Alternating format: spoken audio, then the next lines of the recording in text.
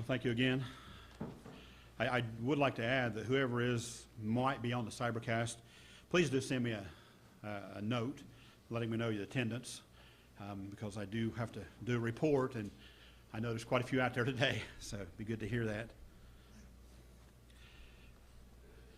I want to talk today about a topic that I think is real interesting. Well, it's a godly topic, and that's what it should be. We are talking about that today. We have been talking about godly topics for specific godly characteristics, if you will, for about the last 3 or 4 weeks, and I hope you've picked up on that. But I want to start with a story. I want to share this story with you, and because this story describes 3 different kind of people, and I think you'll see this as we get through it. It says, in a land far away, once upon a time there was great poverty. Only the rich could manage without great problems. Three of those rich men and their servants, they were traveling on the same road in a convoy when they came into a very, very poor village. Seeing this poverty provoked different reactions in all 3 men. The first couldn't stand to see it, so he took all of his gold and all the jewels that he had from his wagon, and he shared them among the villagers. He wished them all the best of luck, and then he left.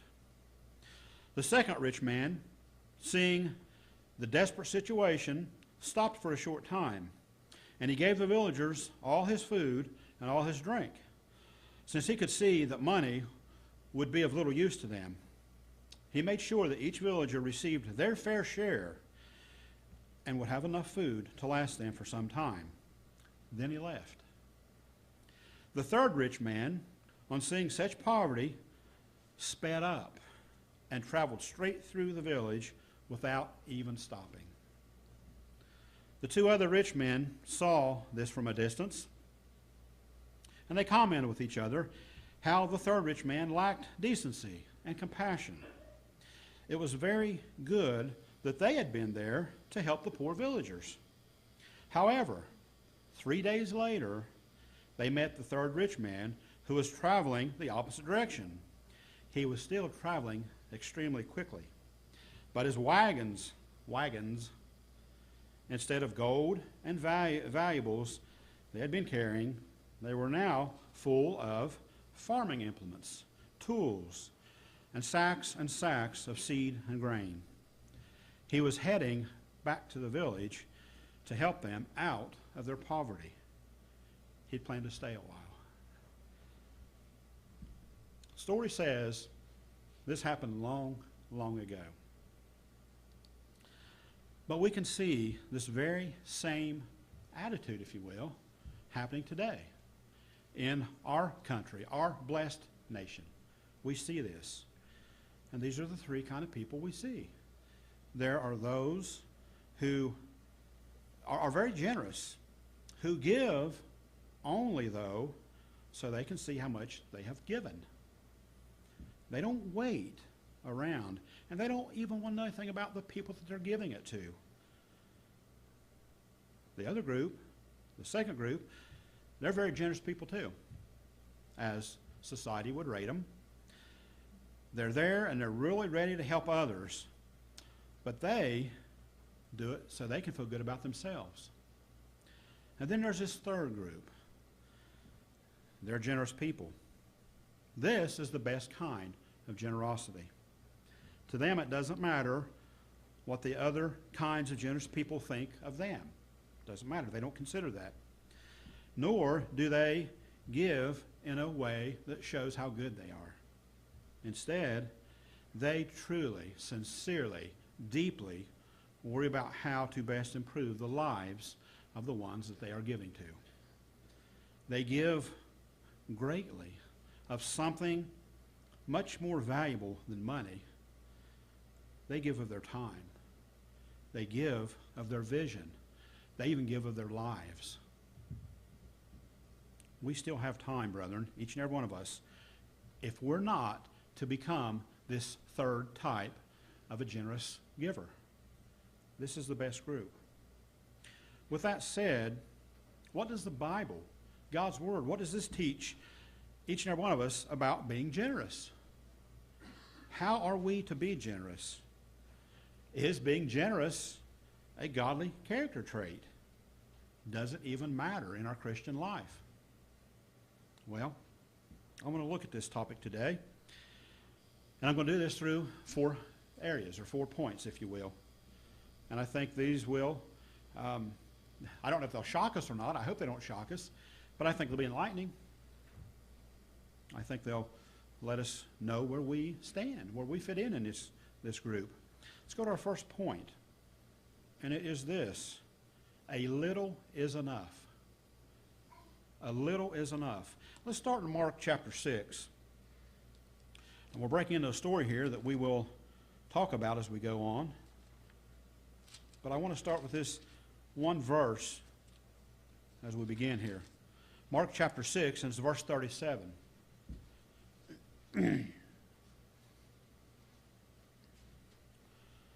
Mark 6 and verse 37. It simply says this. This is Christ talking. You give them something to eat, said Jesus. Was Jesus being unreasonable here? Now, I mean that not by blasphemy of any kind at all, but as an honest assessment of this passage alone. He said, you give them something to eat. Think about this analogy. I'm sure that most of us have probably experienced something like this in our life. Your boss or your teacher or whoever might have rule over you at the time, they create a situation in your life that is greatly demanding the needs of something to take care of somebody else. They create that situation. It requires unlimited resources, but they do nothing at all to provide for those resources. Okay, they've created a situation, you're in the middle of it, and they do nothing at all to provide those resources. And as the people that would be affected by these needed resources start demanding to be served, what happens? Your boss, your teacher, whoever, turns to you and says, you handle it. And they leave. Does that ring a bell to anybody? Have any of us been in that kind of a situation? I would think probably most of us have. Thinking about that, and thinking about Mark here, Mark chapter 6, have you ever wondered why the disciples protested just a little bit? Christ said, you give them something to eat. Well, let's go ahead and look at verse 37 here, and then we'll go just a little bit further here. The last part of verse 37 says, they said to Jesus, are we to go and buy 200 denarii worth of bread and give it to them to eat? Are we supposed to do this? You know, many people today, they would probably protest too if this situation was thrown in their lap. Their response would probably be translated in today's language as, are you crazy? Do you want me to do that? Come on. Most people can really identify with what the disciples were saying here. They live in a syndrome that I like to call life in your face. Can we relate to that? We live in this world that is going 250 miles an hour, and there is a lot of need in this world, and it is right there. And we as Christians are told to help someone out. Wow. Isn't that just a two before between the eyes? Well, that's what happened here. Christ said, give them something to eat. In other words, you do something. They didn't have a clue what to do. They said, you want us to take our money and go buy food for them? Jesus Christ and the disciples here, think about their situation now. Let's go back and just a touch of history.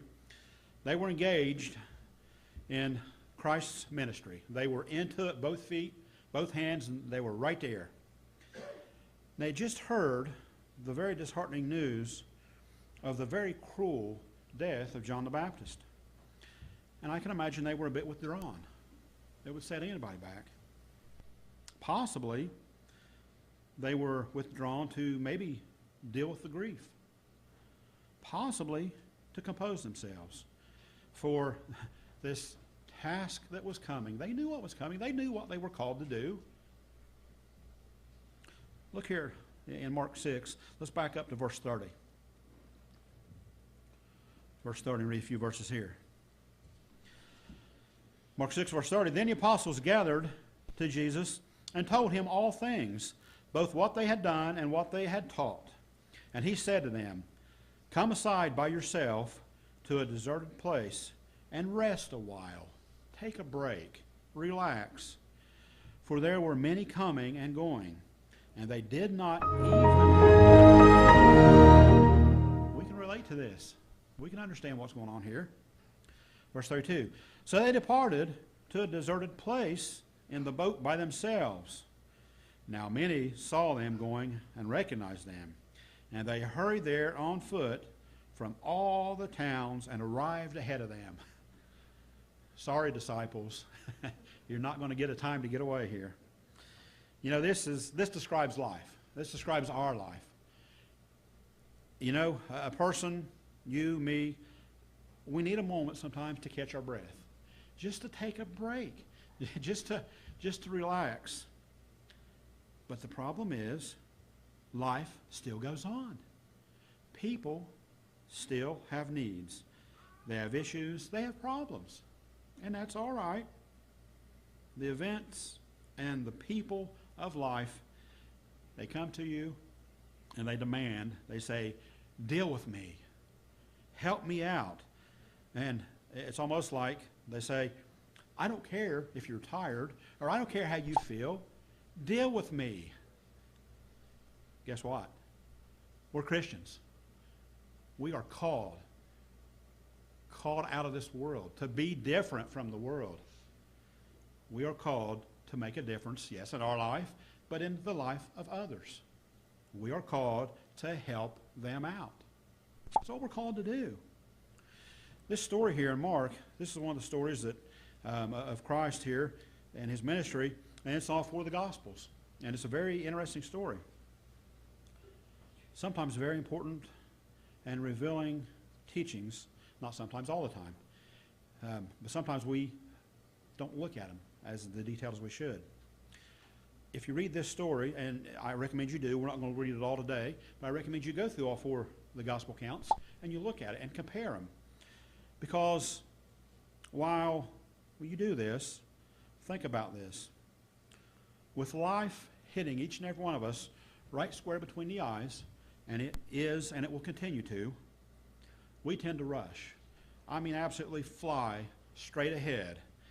And we are fixated on Christ's blessings in this story, and we're fixated on the breaking of bread and what it represents and what he's doing. I'm not talking about Passover, I'm talking about feeding others. That's what he's doing here. And we revel, if you will, in the miracles of how he multiplied the fish and the bread to feed thousands, how God provides. And all that is good. And we absolutely should take note of what's going on here. However, sometimes in our haste, I believe that we miss a very profound truth that Christ wants us to know. You got to figure out what it is. Just giving you a hard time. We're going to look into this. There was a story once told about a very mighty warrior. And he was mounted on a very magnificent horse. And they were trotting down the road in full esteem and full arrogance. Everyone, of course, was made certain to get out of his way. This is something special. Well, he's going down the road, and he notices, however, directly in his path, in the very middle of the road, there was a sparrow. Think about the difference here. There was a sparrow. The bird here was lying on his back in the middle of the road with his feet straight up in the air. So this horseman, he drew his reins, he halted the horse, and he dismounted. He went up to the sparrow, and he asked the sparrow, he says, "Are you dead? And if not, what in the world are you doing laying in the middle of the road with your feet straight up in the air? No, answered the bird. He said, I am not dead, but I heard the sky might be falling, and I'm trying to hold it up. So the story goes on. The warrior, he thundered and he shook with laughter. He actually fell down and rolled on the ground. At last, he wiped the tears from his eyes, and he got up and he said, you silly, silly little bird, even if the sky did fall, what possible difference could you, a bird with puny, spindly little legs, make? The bird said, well, it's like this. You do what you can. Perfect. Absolutely. I couldn't agree more. Brethren, this is where living a generous life applies to each and every one of us. We do what we can. We do what we can. The story here from Mark that we've been reading, it tells all of us that the disciples, they ascertained how much food there was. There wasn't much. Jesus Christ took the food and he blessed the food. He broke it and he gave it back to the disciples, and then he gave them instruction. Under his direction, they passed that little bit of food out to the hungry crowd of multiple thousands of people. They did what they could. But in the hands of God, a little is enough. And that's the point. A little is enough if you do it in a godly manner. Take any of the various activities that might run under the description, and its descriptions of you and I, of a faithful disciple, whether it's our stewardship, our sharing of our time and our talents, our teaching a Sabbath school, teaching from here, teaching each other from phone calls, from prayers, whatever it might be, volunteering in any number of ways. Anything that we do, when we do it in faithfulness and we do it through an act of serving in a loving, godly manner, it doesn't matter if it's ingenious or of great skill. It matters that we do what we can. We do what we can. And as we said, if we do it with God behind us, a little is enough. And this brings us to point number 2. Point number 2 is the gift of giving. Now, if you join me in 2 Corinthians chapter 9.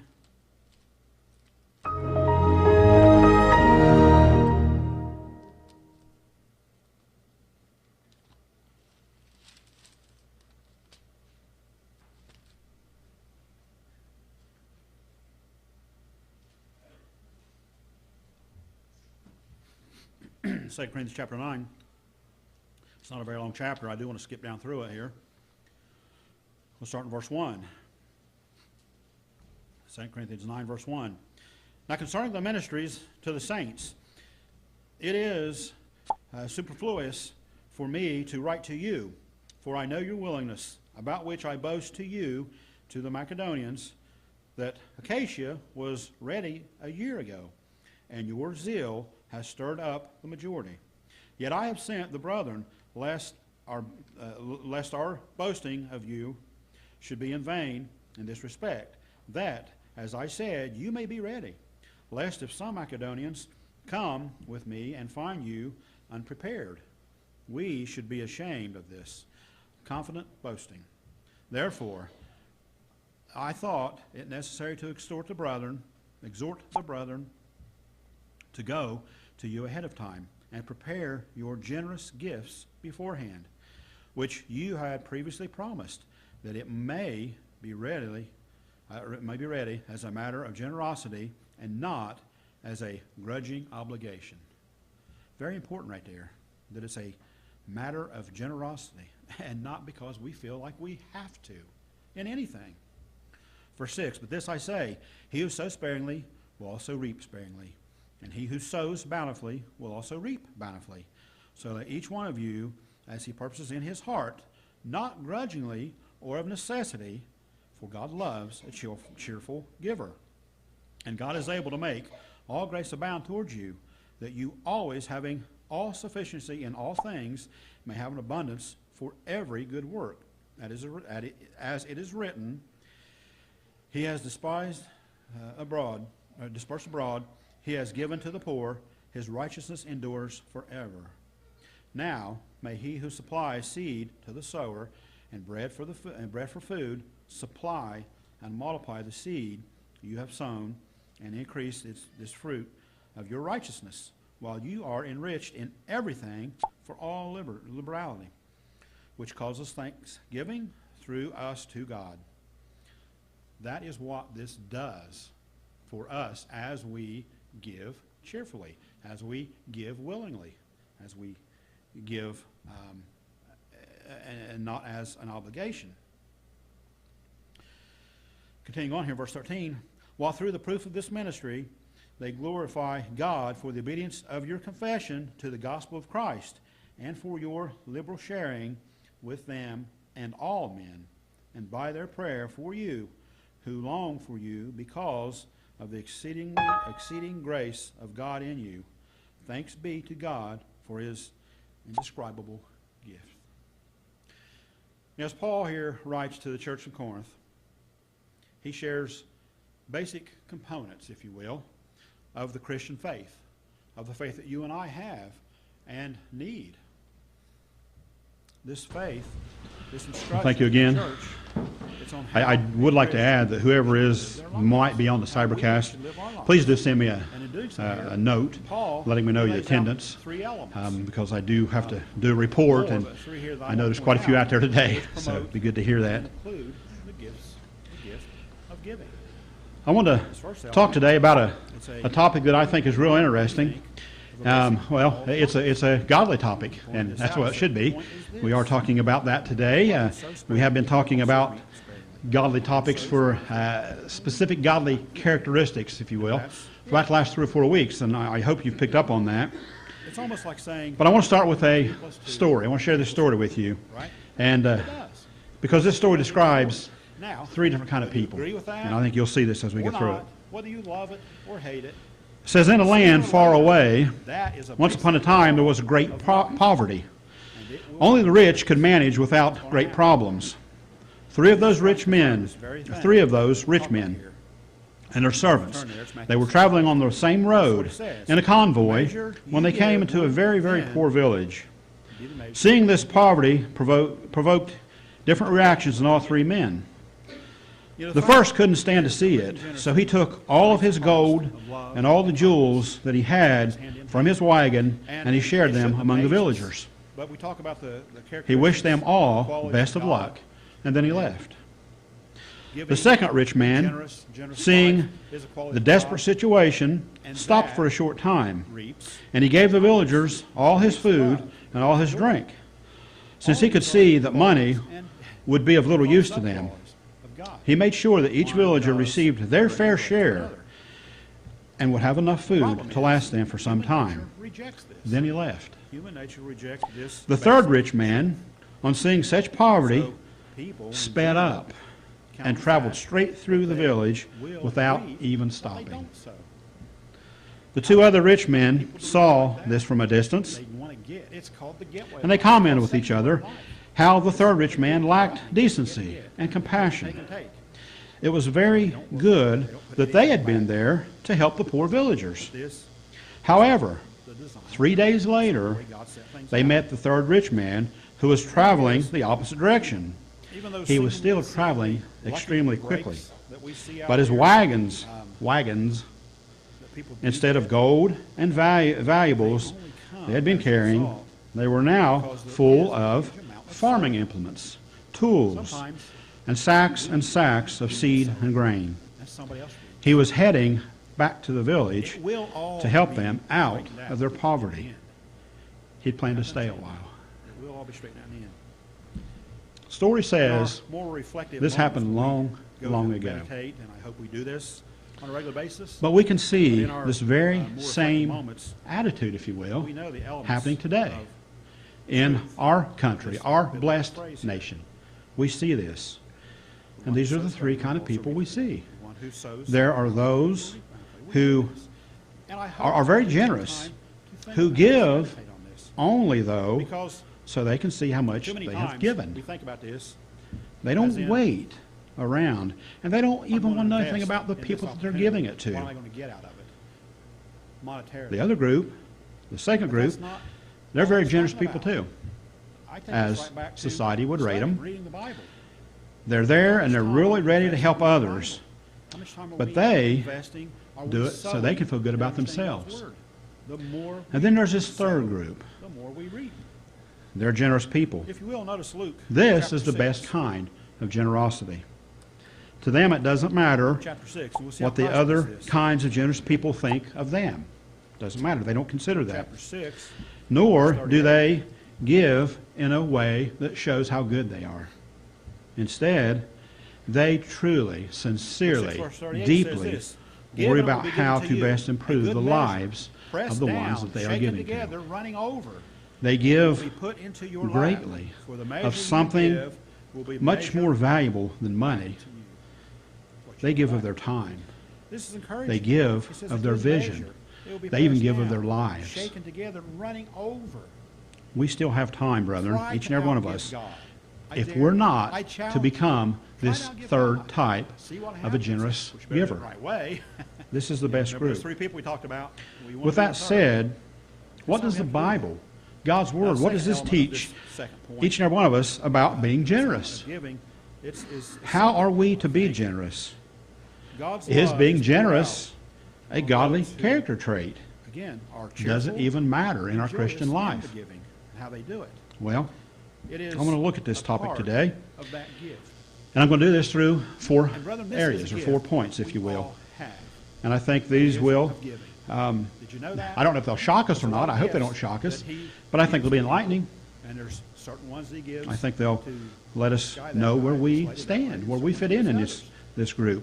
The Let's gift go to our of first giving is point, a gift that he's given to all of us. and it is Pour that this: into all of us. a You know little why? is enough. Because that is a part of who A he little is. is That enough. is a part of Let's his start in Mark spirit. chapter 6, He gives us his and spirit. we're breaking into a story here that we How will he must talk about as we be go to on. give others. Now, we can't give But I want to start with spiritually, this we can give other things. one We can verse knowledge, we can give encouragement, as we begin here. hope.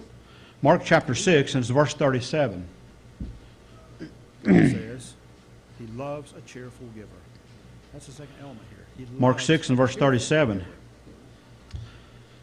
The It blessings simply says come this. when the giving This is Christ talking. is joyous, You give them something to eat, said Jesus. because it is amazing the look on Was somebody's Jesus face being when you unreasonable do here? something little for 'em. Remember, it's not the size of the Now, gift, it's the attitude and the delivery. I of the mean gift. that Look at the not by faces. blasphemy of any kind at all, Anything, a compliment, but as an honest assessment of this passage alone. $1 million. He said, you give them Whatever something you to want give eat. them, give them something. And Think about look this analogy. at the change of I'm their sure that life. most of us have probably experienced something like this in our life. And God loves that. Your When boss we do or that, God's your teacher or whoever might have rule I'm over sure you at the I time don't know. they I'm create a sure he says, situation "Well done, good and faithful in your servant," life because at that point we that are being a good and faithful is servant. greatly demanding the needs of Oh, something I to think take he care of somebody cements else. his They create that convictions here, situation.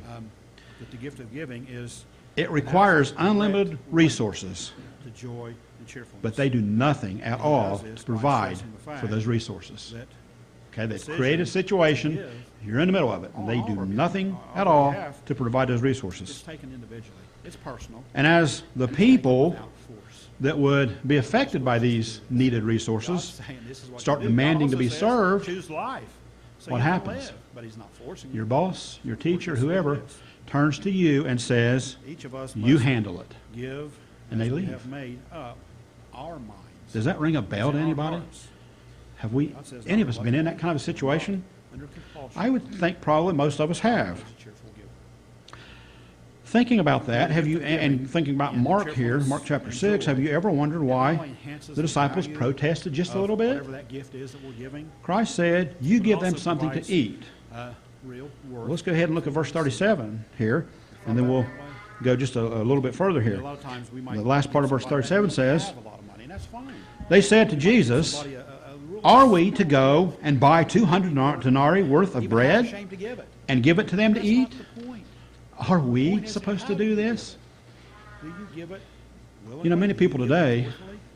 they You would give probably it with protest love? too if this situation was thrown in their lap. The receiver will Their put up response And would that's probably be what translated a in gift today's language as, are you crazy? is, Do you want me to do that? whether it's large or small. Come on. Most people can God really loves to identify share. with what the disciples were saying here. They I find live it interesting, not in only a syndrome that I like to call Paul, he life in your makes face. here, but Do how we, he can we relate to that? points it all out. I mean, we live in this world that is is going a 250 mile an hour, and to there is a lot of eyes need in of this world. me And it his is people right here. there. And we he as says, Christians are told to help if you someone really out. have Wow. faith in God, Isn't that if just you a really two trust before between the eyes? with all Well, that's what of your happened heart, here. with Christ all said, of what you are, Give them something to with eat. all of In other what words, you do have, something. They didn't have a clue what to God do. will provide They said, you want us to take you our money and go buy food for them? blessings upon you as well as the Jesus Christ and the disciples receiver. God here, takes care of the situation. think about their situation now. Let's go back just a touch of history. And by They were engaged. the laws and instructions of God. We have to put God first. To share in this gift of giving, we absolutely have to live a life of trust, which in short is faith. Paul says you will be enriched in every way for your great generosity. I'll read you a quote here. This is from an author. His name is Herb Miller, and he wrote a book, and the book was titled, Money Isn't Everything, and the subtitle is, What Jesus Said About the Spiritual Power of Money. And this is what he wrote. This is a quote from the book. I think this is on page 14, if I remember right. He said, Giving is not so much a matter and act of generosity as it is an act of trust. We do not feel secure financially because we have. We feel secure financially because we trust God to continue providing what we need. That is true. Any one of us, no matter how much money we have in our pockets or in the bank, today, tomorrow, could face a devastation that will wipe us out financially. None of us are immune to that. That's not where real wealth is. Real wealth is knowing that God has our back. God has us covered. And knowing means trust. It means having faith. Understanding that God will get us through. We might not be able to see where that bill tomorrow is going to be paid from, but God will get us through. God will provide. So this third element in giving is God will provide. God will provide. Not a lot to say about that. Sometimes this kind of trusting, though, this kind of faith is extremely difficult. We all go through bad times, and we experience highs and lows, and it's tough. It takes an act of courage, and it does take a maturity of faith, a maturity. The very meaning of the word maturity is a process. You can't just wake up one day and say, I am 100% mature in faith, I've got it. No, we don't. Sorry.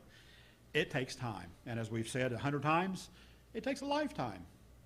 It takes a lifetime, but we have to keep building. We have to keep working on it. Often God provides in ways that are absolutely not what our preference would be.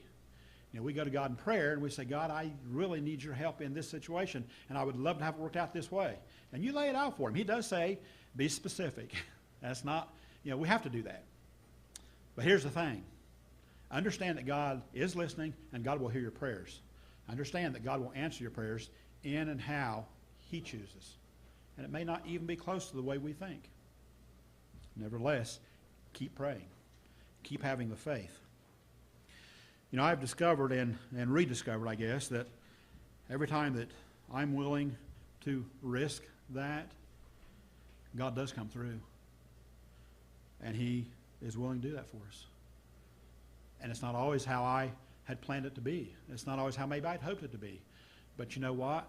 And it might take a month, 2 months, a year, 2 years, whatever. Looking back on it, God, I understand now. I see exactly how you worked that out. When I'm in the middle of it, I'm not happy about it. I'm not liking it. But he worked it out. This takes us to our third point.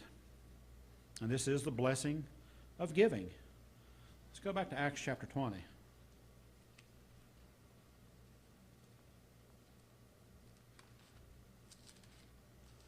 Acts chapter 20. And I'm going to start in verse 32 and just read a few verses here.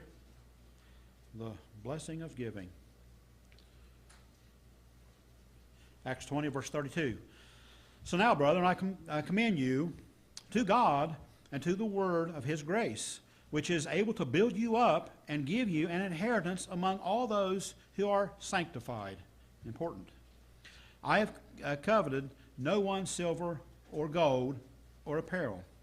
Yes, you yourselves know that these hands have provided for my necessities, and for these who were with me. I have shown you in every way, by laboring like this, that you must support the weak. And remember the words of the Lord Jesus, that he said, it is more blessed to give than to receive. Verse 36. And when he had said these things, he knelt down and he prayed with them all. Then they all wept freely and fell on Paul's neck and kissed him, sorrowing most of all for the words which he spoke, that they would see his face no more. And they accompanied him to the ship. There's a lot going on here. If a person was to do a review of the teaching of Jesus Christ, one could almost summarize it all up in maybe one word: give. That's what he came to do. He came to serve. That is a form of giving. There is, I say a blessing, I say there's much blessings in giving. Consider the very evidence in God's word here in Luke. We just read Luke 6:38. Let me just read it to you again. Give, and it will be given to you. A good measure, pressed down, shaken together, running over, will be put into your lap. For the measure you give will be the measure you get back. I love that scripture. That's very, very encouraging. But I want to take Christ's statement here in Luke 14, verse 13 and 14. Luke 14 and verses 13 and 14.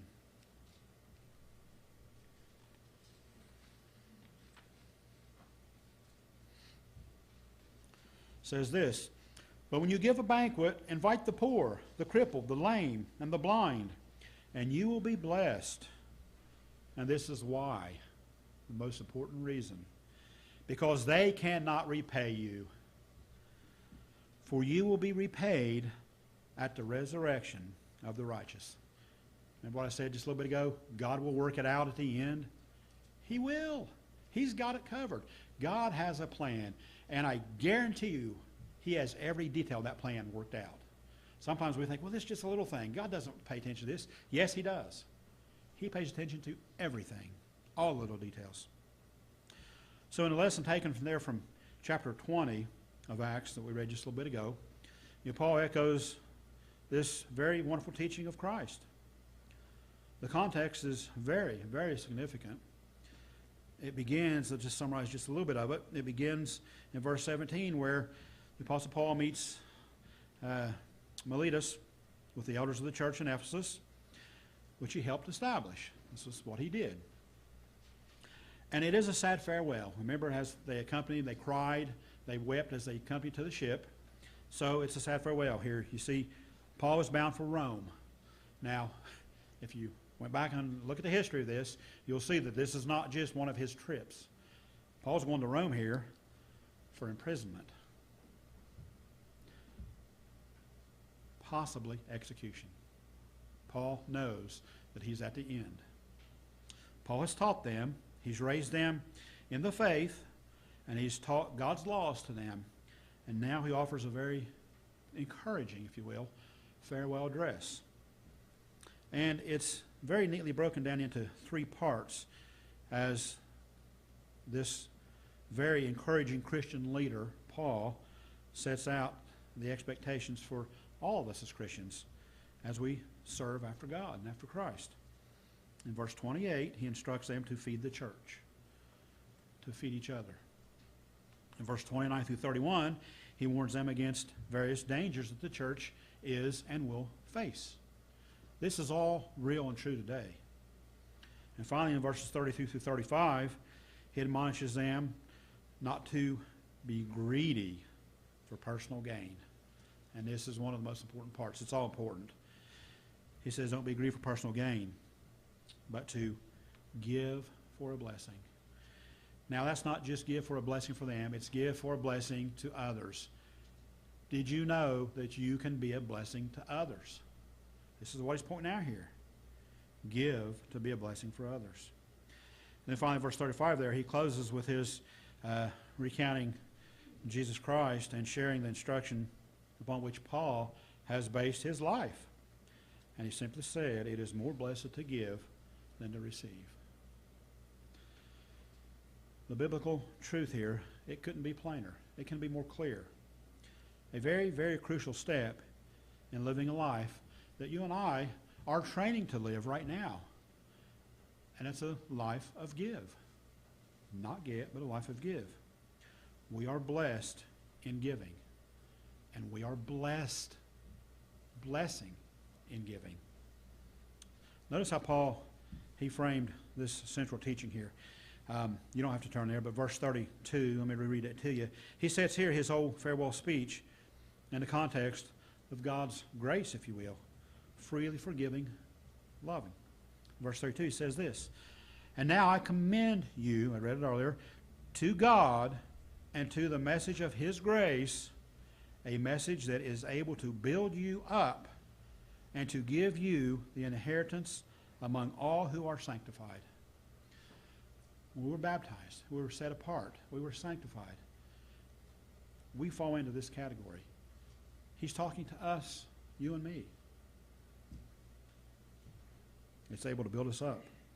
It's able to give us an inheritance.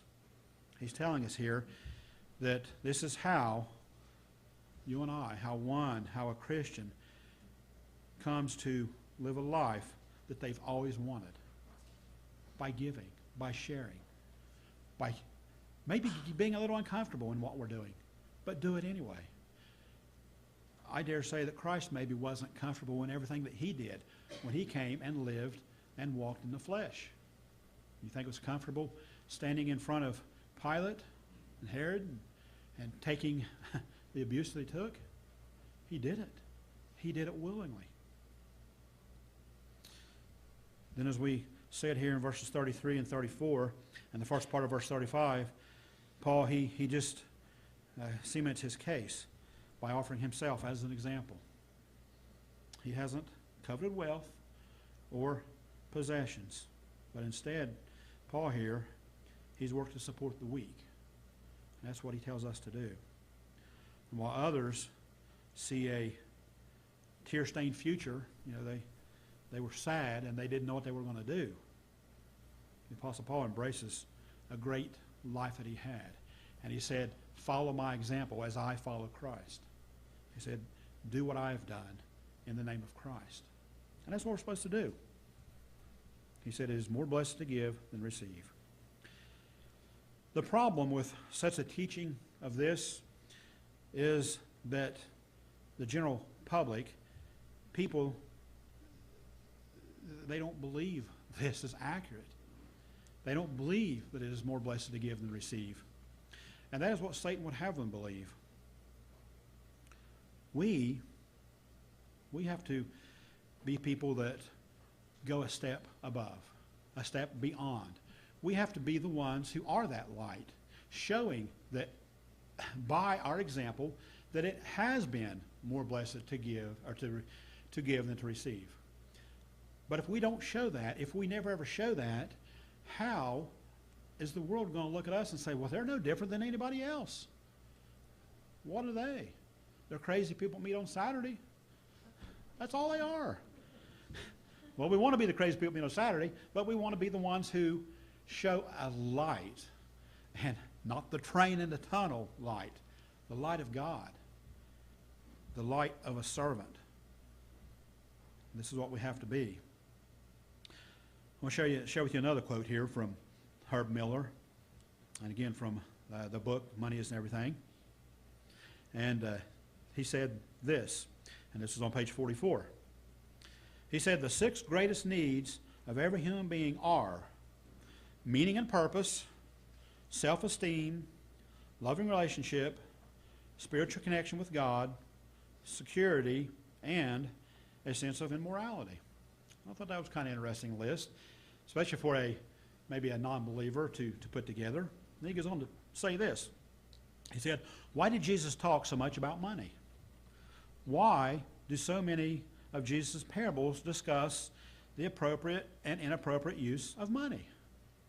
Well, because money has the power to help or hinder people from meeting these 6 basic needs that determine the quality of their daily living.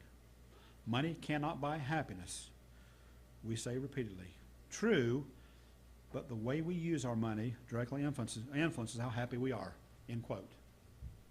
Pretty good perspective here. Giving, the very act of giving, and it doesn't matter of what or how much. Giving is one of the crucial steps in living a life that you and I were called out of this world to live. And maybe we didn't think about giving or being generous as, we know it's important. We always know it's important, but do we know it's that important? It is. There's no cartoon where a pastor stands in the pulpit and he's speaking to the congregation. And he says this, and this is also a quote from the book here. He says, "I would like to remind you that what you are about to give is tax deductible, cannot be taken with you, and is considered by some to be the root of all evil." Think about that. I would like to remind you that what you're about to give is tax deductible. It cannot be taken with you, and is considered by some to be the root of all evil. We might think of that as, that's a little odd, come on now. But there's much more positive reason for giving. We are blessed, and we are blessing others when we give. Do it for others. Our whole retreat last week was on humility. Humility, offering something to others. That's kind of, if you want to boil it down to a statement, that's basically what it is. Someone once said that if we have poor giving habits, we are robbing God. Well, that's true. But Christ took it a little further, and he said that if we have poor giving habits, we are robbing ourselves. How's that for being personal? God has a way of making things personal. Remember, he says, work out your own salvation. You work it out. But remember what Paul said back here in Acts 20, in verse 35. I think we read it earlier, but I do want to read it again.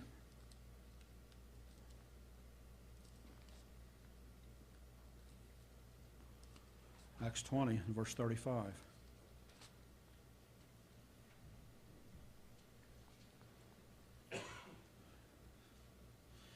Because this is right before Paul was leaving, and he was kind of summing up his life. This is what to do, he said. "In all this I have given you an example, that by such work we must support the weak, remembering the words of the Lord Jesus, for he himself said, 'It is more blessed to give than to receive.'" I want to point out that he said this is an example. We know Jesus Christ lived that example. Paul lived that example. A lot of the people through the Bible lived this example. Paul's calling them out on it. He said, listen, I did it. I followed Christ. Now you are under the same obligation. Don't be obligated to give. Be obligated to live a life that follows Christ. That's the obligation that we need to be under. We are invited, if you will, by Paul here to take an adventure. And it is an adventure. It's an adventure in faith. This is the path in living the life that we've always wanted. The thing is, each and every one of us have to decide to do it. I can't decide to do it for anybody else, and you can't decide to do it for me or anybody else. We have to decide to do it. And this leads us to our final point. Point number 4. Great power and great grace. Go back to Acts chapter 4.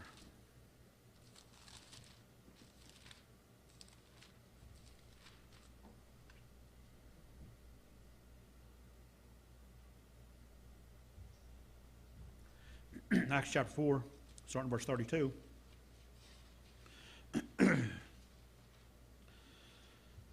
Acts 4, verse 32. Now the full number of those who believed were of one heart and soul, and no one said that any of the things that belonged to him was his own, but they had everything in common. And with great power the apostles were given their testimony to the resurrection of the Lord Jesus, and great grace was upon them all. There was not a needy person among them, for as many as were owners of the land or house sold them and brought the proceeds of what they had sold, and they laid it at the apostles' feet, and it was distributed to each as any had need. Thus Joseph, who was also called by the apostles Barnabas, which means son of encouragement, a Levite, a native to Cyprus, sold a field that belonged to him and brought the money and laid it at the apostles' feet. You know, this is a scene of sincere joy and generosity. And it's encouraging to see this kind of thing happen. That kind of joy, that kind of generosity, that kind of sincerity to God's Word. They experienced great power and grace, it says there. Verse 34. It said there wasn't any person among them. When a family of Christ gathers together, that's exactly what all of us are here today. Generosity absolutely erupts. It's there. And it doesn't mean everybody has to pull out $100 of the pocket and lay it out or give it to each other. Generosity erupts. Generosity, living, that kind of living, it defines and it shapes our relationship as a Christian. This passage that we read here, it teaches us that the use of our financial resources should be a fundamental spiritual lesson. Too many times we take our money, our monetary resources, and we'll use it as a worldly lesson. Yes, we need it to operate in this world, but it should be a spiritual lesson. It should be a spiritual lesson. The fact of the matter is that a spiritual life anchored in God, in absolutely everything that we do, is exactly, directly, however you want to say it, tied to generous living, if we do it right. Those who believe and take action will live generously. And that's important to understand. It's important to do. You know, it's not just knowing, you know, talking about believing. Even Satan and demons believe in God. It's taking action. It's doing what God says. The people here in Acts, they had great power and great grace simply because the use of their possessions was freely surrendered to God's will, God's purpose, God's desire, not their own. Brother, for us, for anybody to be a true Christian, it is to be a part of a generous family. And that is what we are here.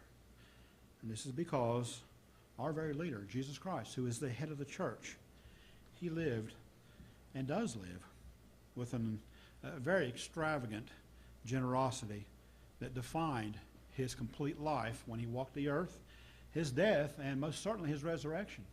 And it defines the kingdom of God. It defines our hope and what we're after. God is generous. This is the basic reality of God, who God is, and what God is about. How else could we say that he is the provider of all things if he wasn't generous? He's very generous. How many of us have sinned?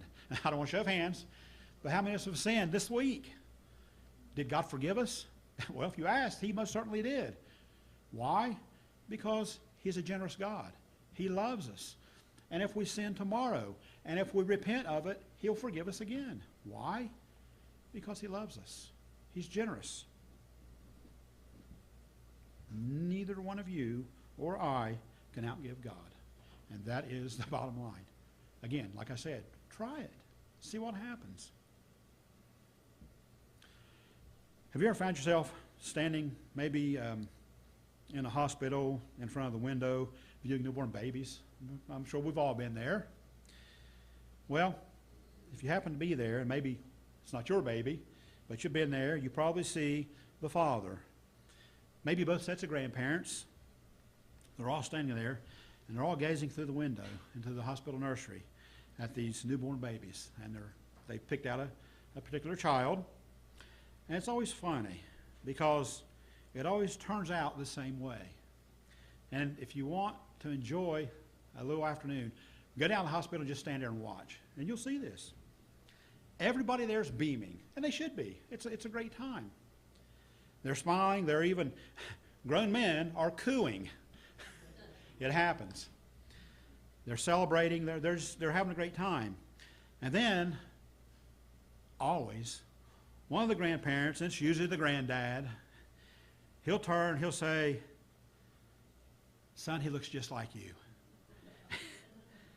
Then you think to yourself, "No, he doesn't." Have you seen him? Are you looking at the same baby I'm looking at? But you know, in a certain way, the baby does. There is truth to that. The baby does. There's a family resemblance there. And you know, this is the very same special characteristic that we as Christians have with our Heavenly Father. There is a family resemblance. We, in some way, look like God. That oneness of the family, it can't be denied. The child is identified with his father or mother. We, as children of God, are identified with our Heavenly Father. God is generous. Are we? How generous? Make it a point to outgive God. And I mean that with all respect. Brother, it's the very same thing with us. And I believe that God is extremely pleased when God sees a family that resembles Him through our actions and our attitudes and our dedication. The tough question is, for all of us, are we doing it? Are we resembling God? How do we take on a family resemblance and move into this generous living through the giving and resources of ourselves? How do we do it? And again, it's not all about money. There's so many things. The list is huge. I'm going to share with you here a few quick steps as we start to close. The very first one I wrote down on my paper is begin with prayer. It doesn't have to be financial. Begin with prayer. You know, get honest with God and yourself. In very careful listening to God as you pray. And if you do this, God will honor you. He will respond to you.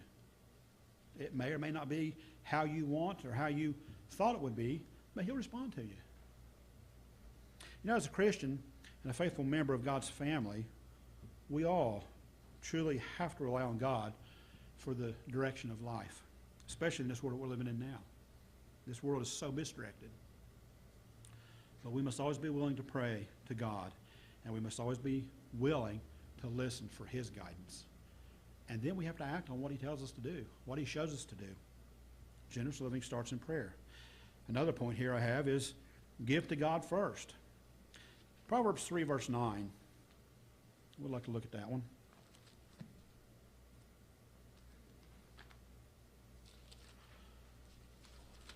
Proverbs 3 and verse 9 says this, honor the Lord with your substance and with the first fruits of all your produce. The bottom line is, don't give God the leftovers. Don't give God the afterthought. The joy of generous living, it comes, and it will always come through first giving to God. And this goes back to if we put God, if we set God as our priority in every aspect of our life, things work out. We might not see it today, tomorrow, like I said. It may be 2 years down the road. You look back and you can say, oh yes, and now I understand how that worked out. Now I learned that lesson. That's how God works. The third point here is Give of yourself.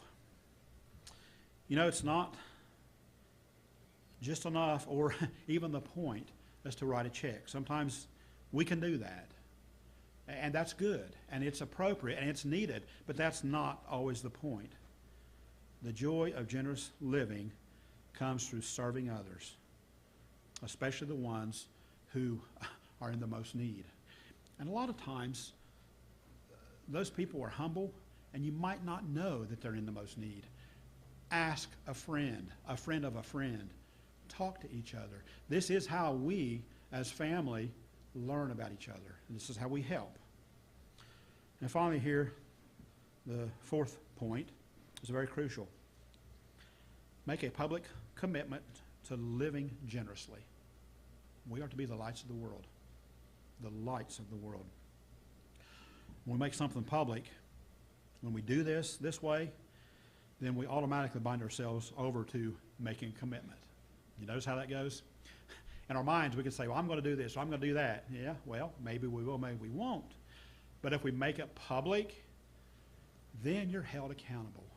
Not by yourself, which you are there, but by others, ones who hear. It's always interesting to go back and ask people if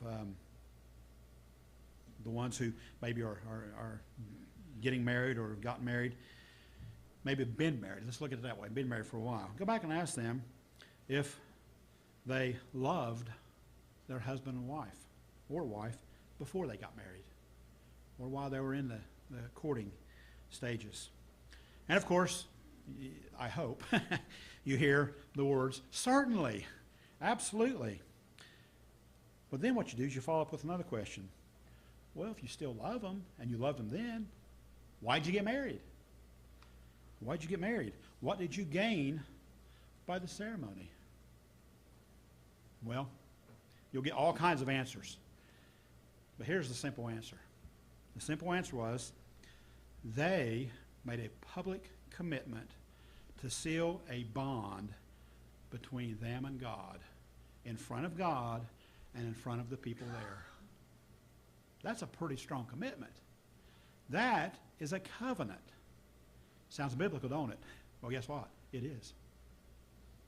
It's interesting that not once, but twice in this brief passage that we read here that Paul is talking about, we're told that they brought what they want and that they laid it at the apostles' feet.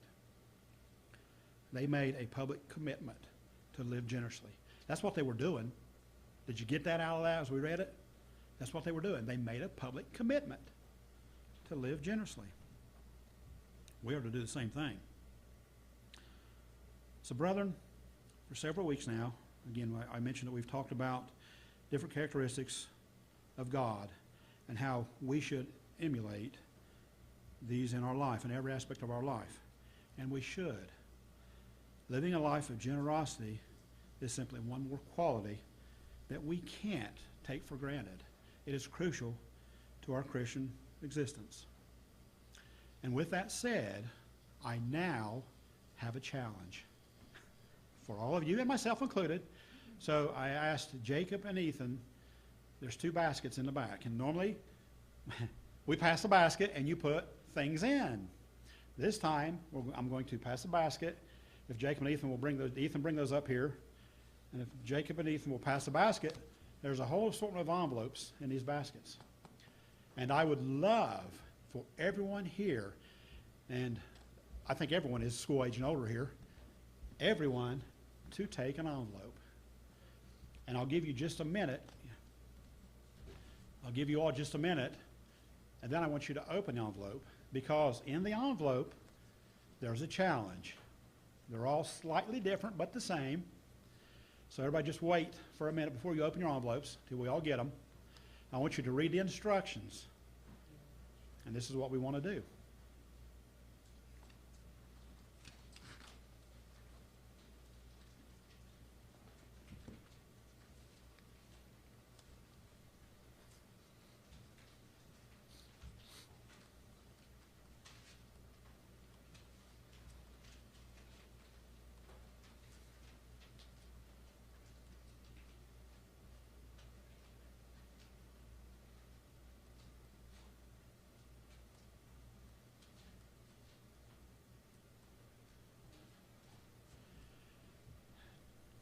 Ethan in the back?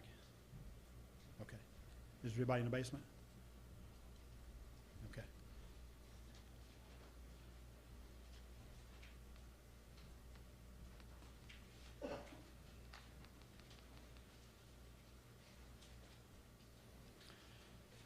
And they're all slightly different because I did mix them all up. So I don't really know what I got here either. I know generally how it is. Okay, I think everybody has one. So go ahead and open your envelopes and pull out the note and read the note. And you can look in there and see what's in there.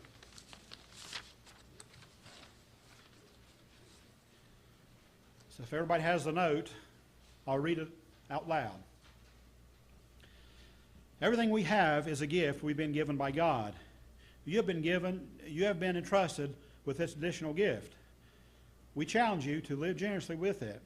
Please use this gift to be generous towards someone else. Be creative.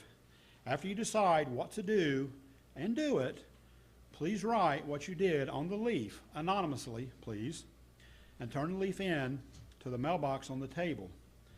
The leaves will be hung up on a tree to display to show, so everyone can see the stories of generosity. And they're all different. So this will be a very good opportunity for all of us, myself included, to be generous, to see how creative we can be, and to practice being that quality of God, that light that the world can see. And I look forward to reading, all of us reading the notes and see how this turns out.